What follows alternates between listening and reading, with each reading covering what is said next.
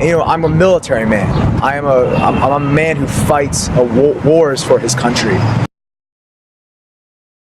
Just got back from a country, Afghanistan, that had seen about 5 major empires: the Greeks, the Mongols, the Persians, the British, the Soviets, and now the Americans. I grew up in an all-American town, Roanoke, Virginia. Beautiful city. I love it. I love the people. I love the scenery, the mix of the Blue Ridge Mountains and an urban environment with a lot of culture to offer. But at the same time, I look different. I grew up a vegetarian, a devout Hindu. And to be honest, I think that actually helped me more than it hurt me. I could tell you a sob story about how I didn't fit in and it was difficult to assimilate, but to be honest, it helps me.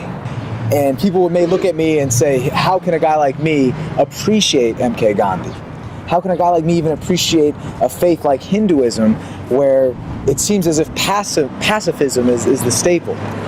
And the reality of the matter is that neither Gandhi nor Hinduism are pacifistic holistically, but rather by default, yes, we all appreciate and pray for a peaceful resolution as much as possible, to any degree as we can.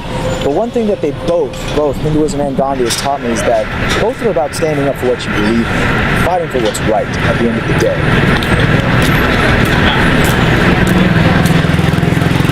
And so if there was one leader that I wish could mentor me through the rest of my career, I think it would be General Marshall. And I think that's the question I would ask him, is how would he look at the troubled areas that pose us some security risk, and what kind of investment, be it in political, human capital, whatever it is, what kind of investment would he make in taking care of that issue for us? So when I was about 6 years old, my parents brought in our very first computer into our home.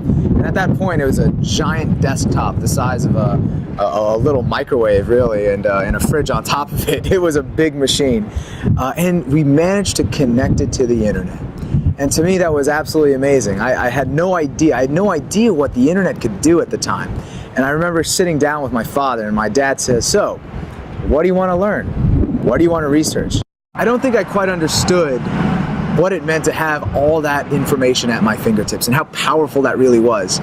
But at the same time, I feel that the communal sharing of information is really what produces innovation.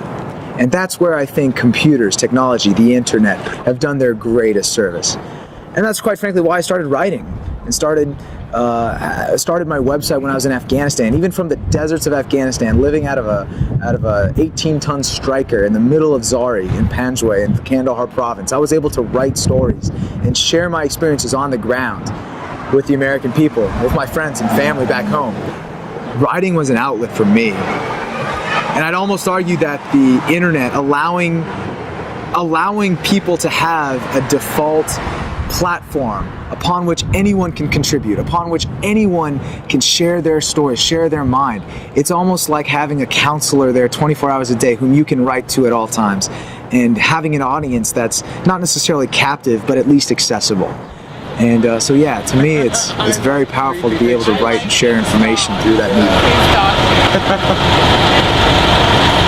When my parents first saw me as a high school student, I think they were thinking I'd pursue a career in business, maybe a career in law, probably some sort of humanities. I wasn't very good at anything to do with science, so I probably wouldn't have been a doctor or anything like that. But yeah, I don't think military service is what they had in mind for me initially.